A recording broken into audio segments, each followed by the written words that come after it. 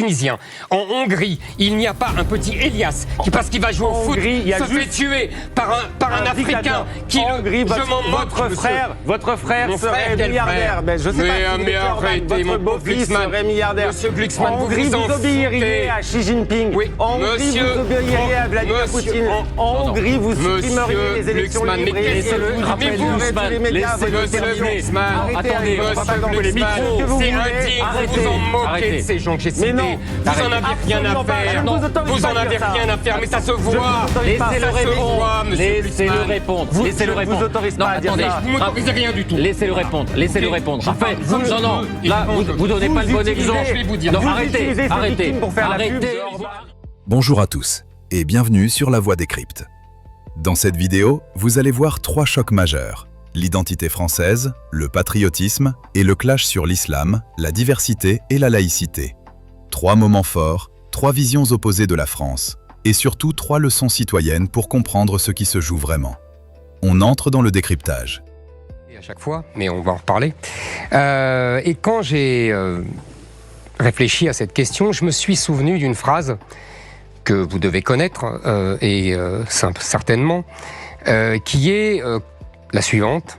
Quand je vais à New York ou à Berlin, je me sens beaucoup plus chez moi culturellement, ça vous plaît pas cette phrase, mais c'est de vous, que quand je me rends en Picardie.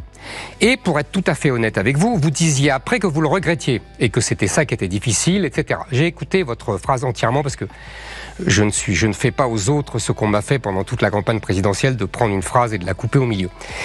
Je vais vous dire, en fait, cette phrase vous résume. Et je peux vous dire que ces 3 heures d'émission ne m'ont pas fait changer d'avis. Et ce qui est amusant, c'est que vous parlez de la Picardie. D'ailleurs, vous en avez reparlé ce soir incidemment. Je ne sais pas si vous connaissez vraiment la Picardie. Je trouve que oui. Très bien. Donc, vous savez que la Picardie, c'est cette terre à proximité de la Belgique où est née plus ou moins la France, où les Francs sont rentrés. Le vase de Soissons, c'est la Picardie, où toutes ces cathédrales sont innombrables. Soissons, Amiens, etc. Vous connaissez. Et la Picardie, si on remonte le temps, c'est aussi le château de Chantilly, où ce grand dîner où Louis XIV était reçu et où Vatel se tuait parce que les poissons n'étaient pas ridés. Et puis enfin, la Picardie, c'est la bataille de la Somme pendant la guerre 14, tous ces milliers de morts et toutes ces guerres avec l'Allemagne. Pourquoi je vous dis ça? Parce que en un mot, en une phrase, vous nous avez dit, en fait, la France, ça ne me concerne pas, l'histoire de France ne me concerne pas, je ne me l'approprie pas. Je ne vous permets pas de dire ça. Mais je vous le dis quand même, c'est pas grave. Je ne vous le permets pas. Mais c'est pas grave, je vous le dis quand même. Je ne vous le permets pas. Mais c'est pas grave. Non, mais je ne vous le permets mais c'est pas. pas grave. Et je vais vous dire quelque chose de mieux. En fait, je vous ai écouté là, pour répondre aux gens. C'était affligeant de banalité et de médiocrité. Vous étiez dans les années 80, monsieur Glucksmann. Vous n'avez pas bougé depuis les années 80, alors que le monde a changé. Alors que nous avons eu 40, des... Comment ? Dans les années 40 ? Bah oui. Lesquelles ? 1840 ou 1740 ? Non, 1900. 1940 ? Ah, vous voulez dire quand on a perdu la guerre ? Bah, vous savez, moi... de crimes contre l'humanité. Sans doute que j'aurais été... c'est intéressant ce que vous dites, parce qu'en général, mes interlocuteurs attendent un peu avant de me sortir Vichy, parce qu'ils se sentent en difficulté. Bon, alors... Dans ce premier passage, Zemmour utilise une ancienne phrase de Glucksmann pour l'opposer à la France des territoires. Mais ce qu'il fait réellement, c'est activer un mécanisme politique très puissant, la rhétorique de l'enracinement. En communication politique, on appelle cela la territorialisation de l'identité. L'idée que votre légitimité dépend de votre proximité avec la vraie France, souvent rurale, historique et populaire. Ce que le spectateur doit retenir, c'est que cette stratégie existe depuis longtemps. C'est ce qu'on appelle l'opposition entre France périphérique et France métropolitaine, un concept analysé par le géographe Christophe Guilluy. Alors, au-delà du clash, on apprend quelque chose d'essentiel. Le débat sur l'identité française n'est pas seulement culturel. C'est une fracture géographique, sociale et symbolique. Ce passage montre comment un simple propos sur la Picardie devient le point de départ d'une question beaucoup plus large. Qui représente la France?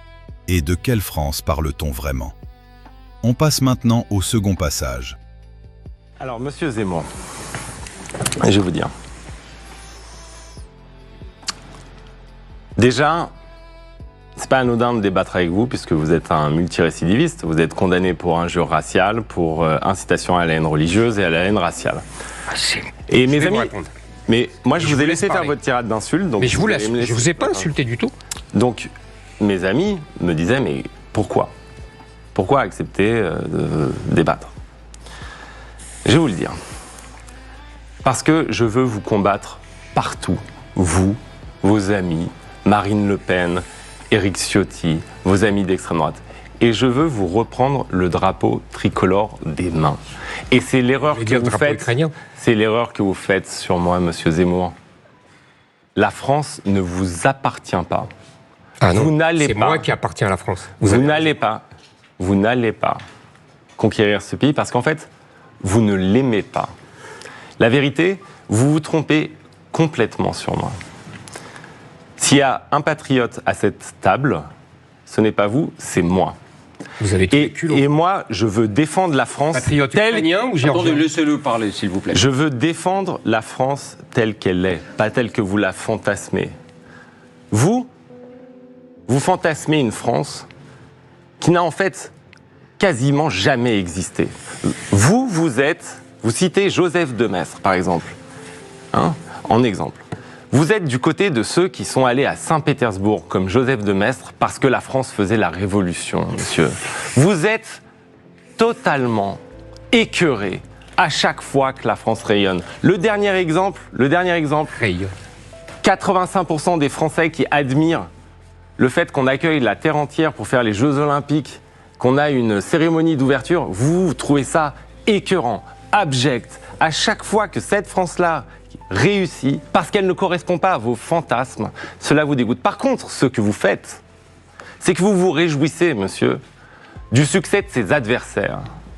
Vous avez dit que vous vouliez être, vous, un mini-Poutine français, que vous aviez de l'admiration pour Vladimir Poutine, l'homme qui s'attaque aux intérêts stratégiques de notre pays. Vous avez une admiration sans borne parce qu'il fait des milices anti-migrants pour monsieur Orban. Mais monsieur Orban, aujourd'hui, au service de la Chine, va contribuer à la destruction de notre industrie automobile et à la fermeture de nos usines. Vous avez de l'admiration pour monsieur Vance et monsieur Trump, qui sont hostiles aux intérêts de la France et qui passent leur temps à insulter notre pays. La vérité, monsieur, c'est que vous êtes au service d'une tyrannie étrangère. Vous êtes au service d'une idéologie. Vous êtes au service d'une internationale d'extrême droite, mais vous n'êtes absolument pas au service de la France réelle. Et moi, je vais vous le dire, votre force, elle a été constituée parce que nous, les progressistes, la gauche, on a été aphone pendant trop longtemps sur ce qu'était la France. Mais là, on va parler de la France. On va raconter la France. Une France, vous vous rendez compte, vous êtes même contre... Parce que moi, j'ai lu Éric Zemmour. Donc, vous êtes contre l'édit de Nantes. Vous êtes pour la révocation de l'édit de Nantes. J'ai une pensée un peu plus subtile que ça. Mais vous êtes un théoricien de la guerre civile en France. Depuis les vraies guerres de religion jusqu'à celles que vous allez fantasmer maintenant. Et je vais vous dire le fond de ma pensée. Vous dites des mots qui sont inacceptables. Vous dites l'islamisation, c'est comme le Covid, c'est un virus moral, ce que vous dites. Mmh. Et moi, vous savez à qui vous m'avez fait penser quand j'ai lu ça?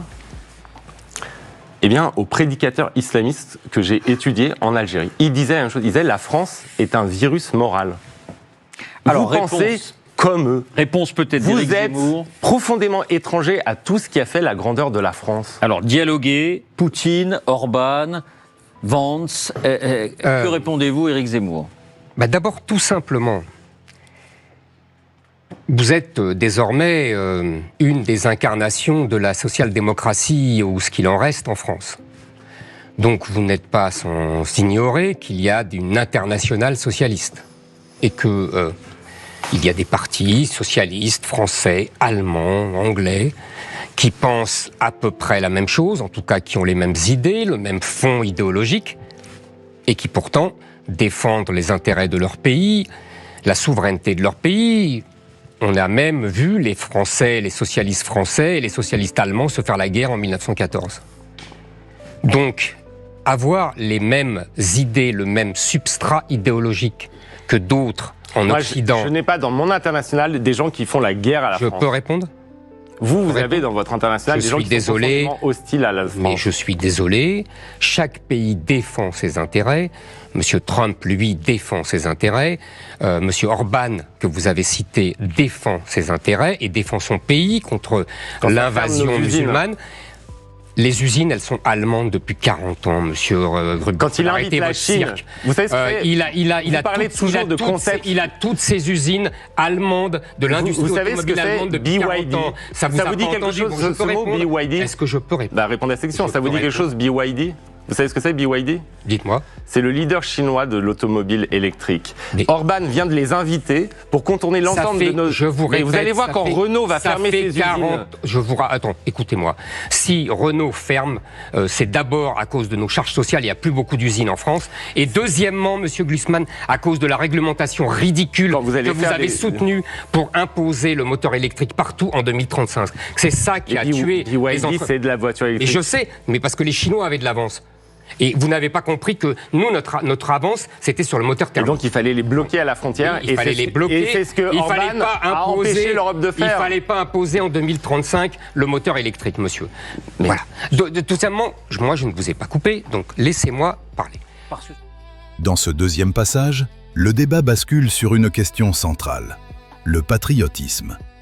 Glucksmann accuse Zemmour d'admirer des dirigeants comme Poutine, Orban ou Trump, et d'être aligné sur des puissances étrangères qui ne défendent pas les intérêts de la France. Zemmour, lui, renvoie l'accusation en expliquant qu'il défend une France souveraine, libre de ses alliances et maîtresse de ses décisions. Ce moment est important car il oppose deux visions modernes du patriotisme. La première, portée par Glucksmann, repose sur l'idée de souveraineté partagée, la conviction qu'en étant dans l'Union européenne, dans l'OTAN et dans des alliances démocratiques, la France se protège mieux. La seconde, défendue par Zemmour, repose sur la souveraineté nationale.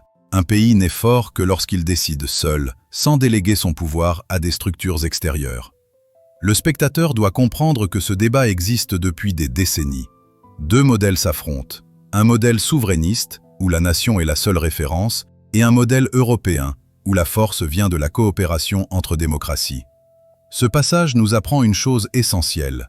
La vraie question n'est pas de savoir qui aime le plus la France, mais de comprendre comment on protège réellement ses intérêts aujourd'hui, par l'indépendance totale ou par la coopération internationale. Deux stratégies, deux visions, et un désaccord fondamental sur l'avenir du pays dans le monde. On passe maintenant au troisième passage. Mieux pour eux. Oui, mais est-ce que j'ai le droit de ne pas être dans les 80%? À chaque fois. Non, pas à chaque fois. Non, à chaque fois, ça vous... Désolé. Deuxièmement, quand vous dites, excusez-moi, la France que j'ai fantasmée. Monsieur vous a très bien répondu tout à l'heure, le monsieur de Liévin. Nous ne vivons pas une immigration comme l'immigration italienne ou d'autres. Nous vivons une invasion migratoire. Nous y avons une civilisation qui est en train de nous remplacer.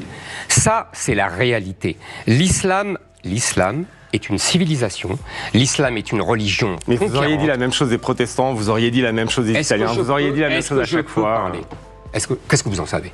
Est-ce que vous le dites encore dans vos livres? Est-ce que vous arrêtez de me prêter des... Vous jugez que les protestants étaient des agents allemands pour déstabiliser les agents anglais. Anglais et allemands. Ne dites pas n'importe quoi. Ah oui, donc c'était des agents étrangers. Les protestants étaient liés à l'Angleterre et ils essayaient de faire changer la politique. Au moins, on peut vous reconnaître une constance dans la lecture de l'histoire de France. Je me reconnais une constante, c'est que d'abord, moi, j'essaye de comprendre l'histoire de France et je comprends une chose. Et vous devriez lire, par exemple, le dernier livre du grand historien Brodel, qui est mort tout de suite après, dans les années 80, qui s'appelle L'identité de la France, et qui explique que le drame de la France, c'est justement une excessive diversité. Et que cette excessive diversité l'a poussé à des guerres de religion, à des affrontements, à des révolutions. Et vous et les vôtres, vous et vos pères, AIRS et ERES, ont favorisé cette extrême diversité avec l'invasion islamique. Et vous continuez. Vous nous dites tout à l'heure, j'ai bien ri. Je viens vous laisser parler, mais peut-être à un moment... Non, je finis. Vous m'avez bien fait rire, je vous ai écouté tout à l'heure, quand vous avez dit « Ah, ben on a besoin d'immigrer pour travailler ». Est-ce que vous savez, on vous a donné les chiffres, je crois, sur 430 000 immigrés légaux, est-ce que vous savez combien viennent pour travailler ? Je sais pas, ça doit être 50 000. Ça fait même pas 10%. Ouais. Les autres viennent pour se faire soigner, parce qu'ils sont les enfants, les grands-mères, les parents, parce qu'ils sont des étudiants, pour la plupart bidons, et qui font leurs études en je sais pas combien d'années. Donc, tous ces gens-là, on n'en a pas besoin. Ils vivent à nos crochets. On va faire une France où il n'y aura plus d'étudiants. On va faire une France où il n'y aura plus d'étudiants. La diversité. Vous avez dit quelque chose qui était... La diversité est une source d'équilibre, extrêmement intéressant. De bonheur. Vous avez dit que le problème de la France, c'est que depuis l'origine, elle souffrait d'une trop grande diversité. Absolument. Eh bien, vous savez ce qu'a fait la grandeur de la France, monsieur Zemmour ? C'est précisément d'avoir été libre parce qu'elle était diverse. Vous connaissez le roman de Renard, qui a été le moment fondateur de la France. C'est la première fois qu'on avait un texte qui était lu partout dans tous les pays. La France s'était identifiée à ce renard, qui était inclassable, qui n'était ni un chien, ni un loup, qui avait une diversité. Vous aimez classer les pays en disant ce pays-là, à la manière de Carl Schmitt que vous citez, ce pays-là, qui était un théoricien nazi pour ceux qui ne savaient pas, ce pays-là, oui mais c'est vrai, ce pays-là est terrien, ce pays-là est maritime. L'immense problème de la France pour Carl Schmitt et pour vous, c'est qu'en fait on ne sait pas trop si elle est terrienne et maritime, puisqu'elle est à la fois terrienne et maritime. La France est-elle un pays du Nord ou du Sud ? Non, laissez-moi. Revenons à aujourd'hui peut-être, Raphaël Glucksmann. La France est-elle un pays du Nord ou un pays du Sud ? On ne sait pas, son identité est trop diverse et multiple. Et vous savez quoi ? Pourquoi on a fait la République, monsieur Zemmour ? Cette République que vous n'aimez pas. Pourquoi ? Non, pourquoi ? Parce que justement, nous sommes les héritiers de cette diversité, que le fait qu'on ait une identité qui n'est pas univoque, c'est ce qui nous a rendus libres, c'est ce qui nous a permis d'inventer l'humanisme, c'est ce qui a donné Rabelais, c'est ce qui nous a permis, c'est ce qui nous a permis d'être la nation des Lumières, c'est ce qui nous a permis d'être la nation de la Révolution, c'est ce qui nous a permis d'abolir les privilèges, c'est ce qui nous a permis de dire que tous les hommes naissaient libres et égaux en droit, c'est ce qui nous a permis de rayonner dans le monde. Pardon de vous ramener à aujourd'hui, Raphaël On peut vous répondre, on peut parler. Vous avez tant que je n'ai pas fini. Attendez, s'il vous plaît. C'est cette diversité que vous condamnez qui a fait de notre pays une grande nation qui a un destin. Mais moi, vous voyez, je ne rêve pas pour la France d'un destin à la hongroise, à la Orban, avec cette corruption, ce népotisme, cet entre-soi, des milices qui échappent à toute forme de l'égalité dans la rue. Moi, je rêve d'un grand destin pour la France. Monsieur Glucksmann, en Hongrie, il n'y a pas de petite Lola qui se fait découper par une Algérienne. En Hongrie, il n'y a pas de Thomas qui se fait tuer par un Chaïd. En Hongrie, il n'y a pas une Philippine qui se fait violer et massacrer par un Algérien ou un Tunisien. En Hongrie, il n'y a pas un petit Elias qui, parce qu'il va jouer au foot, se fait tuer par un Africain qui votre frère serait milliardaire. Je sais pas mais arrêtez, votre beau-fils serait milliardaire. Monsieur Glucksmann, vous obéiriez à Xi Jinping. En Hongrie, vous obéiriez à Vladimir Poutine. En Hongrie, vous supprimeriez les élections libres et laissez-le Attendez, les micros que vous voulez. Vous en moquez de ces gens que j'ai cités. Vous en avez rien à faire. Vous en avez rien à faire, mais ça se voit. Laissez-le répondre. Je ne vous autorise pas à dire ça. Vous ne m'autorisez rien du tout. Laissez-le répondre. Raphaël, non, là, vous donnez pas le bon exemple. Je vais vous dire. Arrêtez, vous ne donnez pas le bon exemple. Raphaël Glucksmann, la diversité est-elle... Quand on me Raphaël Glucksmann, la diversité... Arrêtez. Non, parce que vous êtes... La diversité est-elle toujours heureuse ? Voilà pour mais la diversité, c'est un problème. Voilà. La diversité, c'est une chance. Laissez-le parler. Laissez-le parler. La diversité, c'est tout. La diversité, c'est un problème, une chance, une opportunité, c'est quelque chose à construire. Une société, comme une société républicaine, monsieur, ça se construit. C'est pas naturel, on construit. Mais le problème, c'est qu'en France, on a abandonné cette construction de la République et que du coup, on se retrouve dans une situation qui est une situation d'archipélisation. Mais vous, ce que vous dites, ce que vous prenez est l'antithèse de ça. C'est l'antithèse de cette intégration. C'est l'antithèse parce qu'en fait, vous expliquez que des gens, non pas pour ce qu'ils font, mais pour ce qu'ils sont, n'ont pas vocation à rentrer dans cet ensemble qu'est la France. Monsieur Glucksmann. Et c'est ça. Vous avez dit... Le problème. Attends, il vous répond. Il vous a laissé parler. La République, pardonnez-moi, c'est la loi et l'assimilation. Ce n'est pas l'intégration. En République...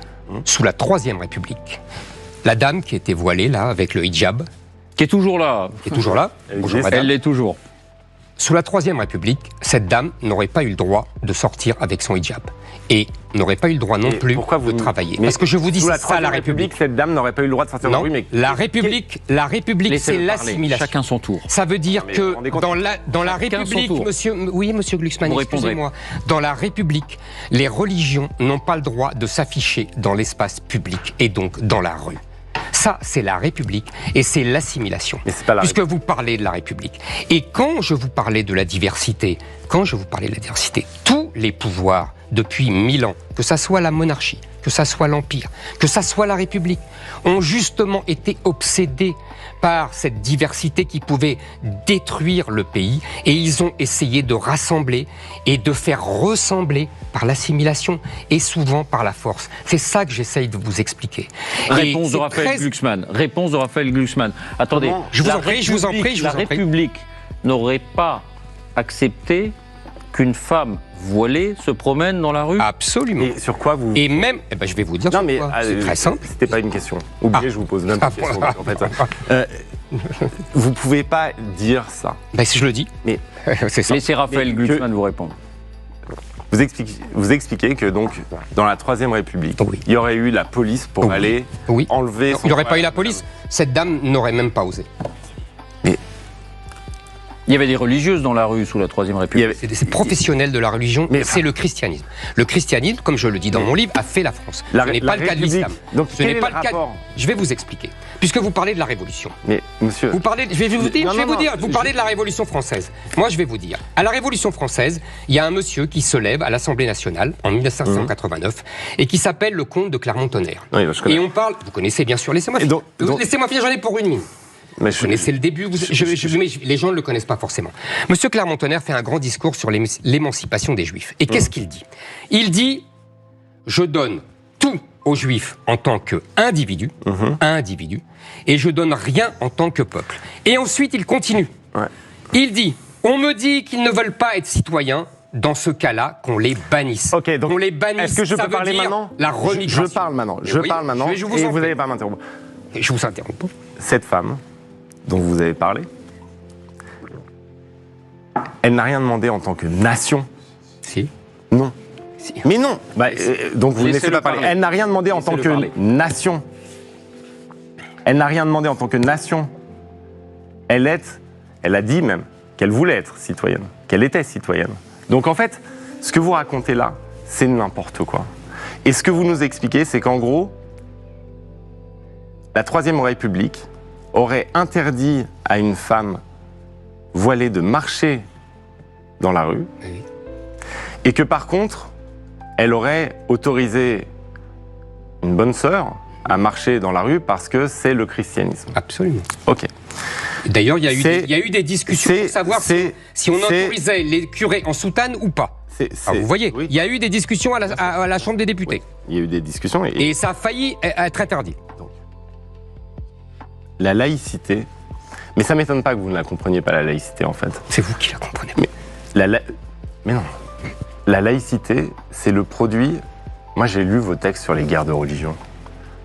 Vous défendez les ligues catholiques. Je ne défends pas les ligues catholiques. Si, contre les protestants. Et il y a un parti, il y a un parti que vous oubliez totalement qui s'appelait le Parti des politiques. Non, je l'oublie pas du tout. Michel de l'Hospital, je suis désolé. Je l'oublie pas du tout. Si, c'est ce qui a donné ensuite la laïcité, c'est cette capacité, c'est l'affirmation de l'État contre des définitions complètement univoques et réductrices de l'identité. C'est la définition de l'État et progressivement d'une société qui va produire la laïcité. Et la laïcité, Monsieur Zemmour, c'est ce que vous ne comprenez absolument pas. La laïcité, elle va regarder les gens pour ce qu'ils font, pas pour ce qu'ils sont. Elle va poser des règles.